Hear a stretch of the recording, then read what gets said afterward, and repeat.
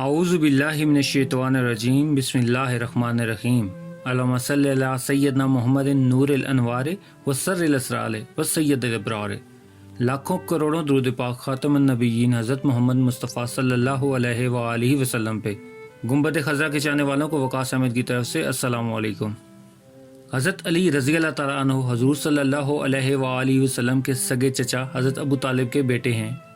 ایک جگہ حضور صلی اللہ علیہ وآلہ وسلم نے ارشاد فرمایا کہ انت اخی فی الدنیا والآخرہ، اے علی تو دنیا میں بھی میرا بھائی ہے اور آخرت میں بھی میرا بھائی ہے۔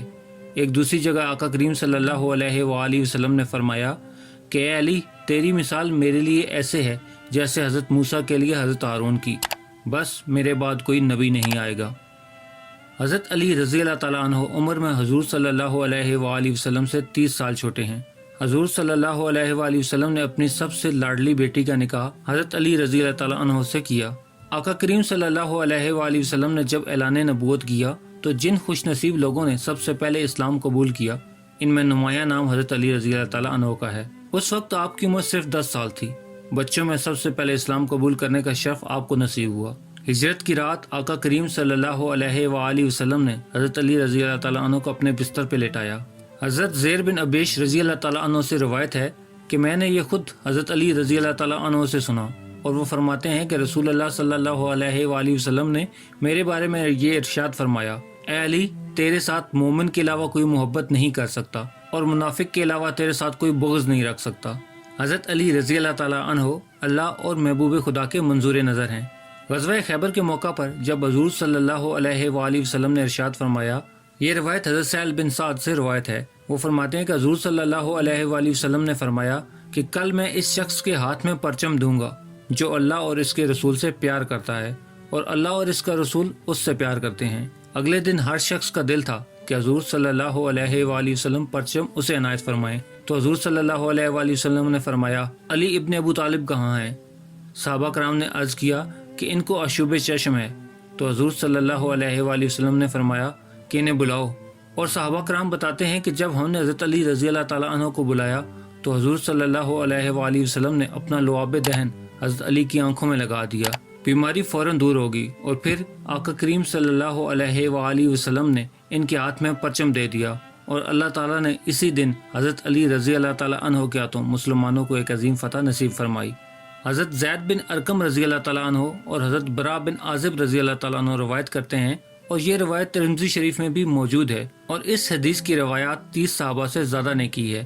بعض علماء کرام نے یہ بھی لکھا ہے کہ یہ حدیث حد تواتر تک پہنچی ہے اور یہ صحیح ترین حدیث ہے۔ 30 صحابہ کرام نے یہ حدیث حضور صلی اللہ علیہ وآلہ وسلم سے سنی اور اس کی گواہی دی۔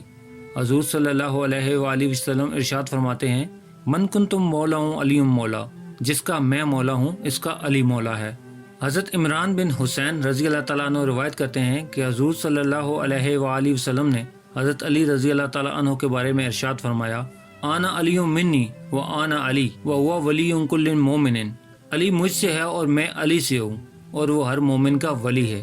حضرت سلمہ رضی اللہ تعالیٰ عنہ روایت فرماتی ہیں کہ میں نے حضور صلی اللہ علیہ وآلہ وسلم سے یہ سنا کہ علی سے منافق پیار نہیں کرتا اور مومن علی سے بغض نہیں رکھ سکتا۔ ایک دوسری حدیث میں حضور صلی اللہ علیہ وآلہ وسلم نے ارشاد فرمایا، جس نے علی کو گالی دی اس نے مجھے گالی دی۔ حضور صلی اللہ علیہ وآلہ وسلم نے حضرت علی رضی اللہ تعالیٰ عنہ کی ذات کو ایک معیار بنا دیا۔ مسند امام احمد بن حنبل مشکات نہج البلاغہ میں یہ روایت ہے کہ حضور صلی اللہ علیہ وآلہ وسلم نے فرمایا کہ اے علی تیری مثال حضرت عیسیٰ کے جیسی ہے کہ ان کے معاملے میں آ کے 2 لوگ برباد ہوئے، ایک وہ جنہوں نے حضرت عیسیٰ سے اتنی محبت کی کہ انہیں نعوذ باللہ اللہ کا بیٹا کہہ دیا، وہ برباد ہو گئے، اور دوسرا گروہ وہ جنہوں نے ان کے ساتھ بغض رکھا اور ان کی ماں پہ تہمت لگائی، وہ بھی برباد ہو گئے۔ اور اس کے بعد حضور صلی اللہ علیہ وآلہ وسلم نے فرمایا، اے علی تیرے بارے میں بھی 2 لوگ بربادی میں مبتلا ہوں گے، ایک وہ لوگ جو تجھ سے اتنا پیار کریں گے کہ وہ کہیں گے جو تو نہیں ہوگا، اور دوسرے وہ جو تیرے ساتھ بغض رکھیں گے اور بربادی کے راستے پہ چلیں گے، تو دونوں گروہ بربادی کی راہوں کے مسافر ہوں گے۔ حضرت علی رضی اللہ تعالیٰ عنہ کے زمانے میں کچھ لوگ آپ کی دہلیز پہ آئے اور کہا، یا علی انتا ربنا انتا خالقنا انتا الہنا، اے علی تو ہمارا رب ہے، تو ہمارا خالق ہے، تو ہمارا مالک ہے۔ حضرت علی رضی اللہ تعالیٰ عنہ نے فرمایا استغفر اللہ، اللہ رب العزت کی ذات رب ہے، وہی خالق ہے، وہی مالک ہے۔ انہوں نے پھر یہ بات دہرائی تو حضرت علی نے پھر وہی جواب دیا۔ جب تیسری بار انہوں نے پھر یہی بات دہرائی تو حضرت علی نے ان کی گردنیں اڑا دیں۔ آقا دو جان حضرت محمد مصطفیٰ صلی اللہ علیہ وآلہ وسلم نے فرمایا کہ میں علم کا شہر ہوں اور علی اس کا دروازہ ہے۔ 40 ہجری کے رمضان میں حضرت علی رضی اللہ تعالیٰ عنہ بار بار تمام لوگوں کو کہتے رہے کہ تم نے کوئی سوال پوچھنا ہے تو مجھ سے پوچھ لو، عنقریب تم مجھ کو موجود نہ پاؤ گے، اور پھر بار بار تم یہ کہو گے کہ کاش آج علی ہوتے تو ہم ان سے یہ سوال پوچھ لیتے۔ 19 رمضان المبارک کو حضرت علی رضی اللہ تعالیٰ عنہ جب صبح کی نماز کے لیے مسجد کوفہ میں پہنچے تو جو لوگ مسجد میں سو رہے تھے آپ نے انہیں اٹھایا کہ اٹھو نماز کا وقت ہو گیا ہے۔ انہی سوئے ہوئے لوگوں میں آپ کو شہید کرنے والا قاتل عبد الرحمن بن ملجم بھی تھا۔ آپ نے اس سے فرمایا کہ اٹھو، کیونکہ فجر کے وقت اللہ کے گھر میں سونا اللہ رب العزت کو پسند نہیں ہے۔ یہ کہہ کہ آپ محراب مسجد کی طرف روانہ ہو گئے اور آپ نے اذان فجر دی۔ اذان فجر کے بعد آپ نماز ادا کرنے لگے۔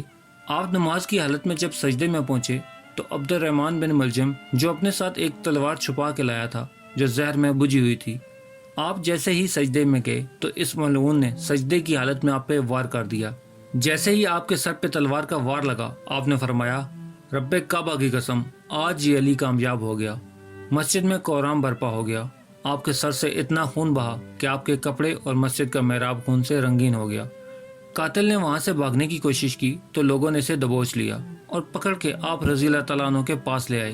کسی نے آپ کے لیے شہد کا شربت پیش کیا، مگر جب آپ کے قاتل کو آپ کے سامنے پیش کیا گیا تو اس کے چہرے پہ موت کے خوف کو دیکھ کے حضرت علی رضی اللہ تعالیٰ عنہ فرمانے لگے کہ اسے یہ شربت پلاؤ، کیونکہ اس کے چہرے کا ڈر بتا رہا ہے کہ اس شربت کی مجھ سے زیادہ اس کو ضرورت ہے۔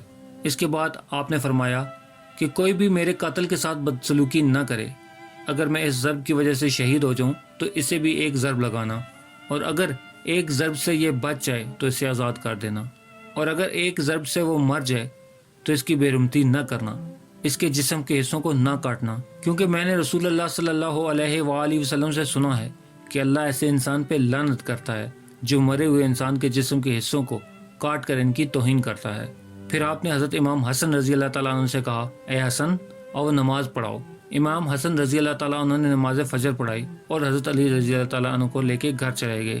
زہر آپ کے سارے جسم میں پھیل چکا تھا۔ 20 رمضان کا دن آیا، اس وقت تک آپ کے جسم زہر کی وجہ سے نیلا پڑ چکا تھا۔ آپ رضی اللہ تعالیٰ عنہ نے امام حسن رضی اللہ تعالیٰ عنہ کو اپنا جانشین مقرر کیا اور سب سے فرمایا کہ اب اس خاندان کا وارث حسن ابن علی ہے، جو یہ کہے وہ ماننا، اور حضرت حسن رضی اللہ تعالیٰ عنہ کو کہا کہ اپنے نانا کی دی ہوئی تعلیمات کو یاد رکھنا، جہاں تک ہو سکے انسانوں میں امن اور محبت کا خیال رکھنا۔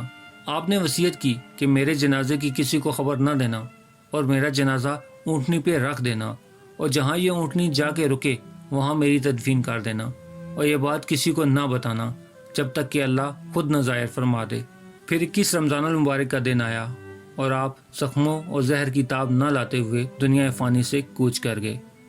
وصیت کے مطابق آپ کے جنازے میں کسی کو شریک نہیں کیا گیا، اور وصیت کے مطابق ہی آپ کی تدفین کوفہ سے کچھ فاصلے پہ کر دی گئی۔ دعا ہے کہ اللہ رب العزت میرا اور آپ کا شمار بغض علی رکھنے والے منافقوں میں نہیں بلکہ حضرت علی رضی اللہ تعالیٰ کو چاہنے والے مومنوں میں کرے۔ اللہ رب العزت ہمیں آپ کے گھرانے کی دی ہوئی تعلیمات پر زندگی گزارنے کی توفیق عطا فرمائے اور ہمارا خاتمہ بالایمان کرے۔ پیارے دوستو، امید کرتا ہوں آپ کو میری ویڈیو پسند آئی ہوگی تو اسے لائک کر دیں، اور مزید اس طرح کی خوبصورت ویڈیو کو دیکھنے کے لیے میرے چینل کو سبسکرائب کرنا ہرگز مت بھولیں۔ ملتے ہیں ایک نئی ویڈیو کے ساتھ، تب تک کے لیے اپنا خیال رکھیے گا۔ اللہ رب العزت آپ کو آسانیاں دے اور آسانیاں بانٹنے کی توفیق بھی۔ اللہ حافظ۔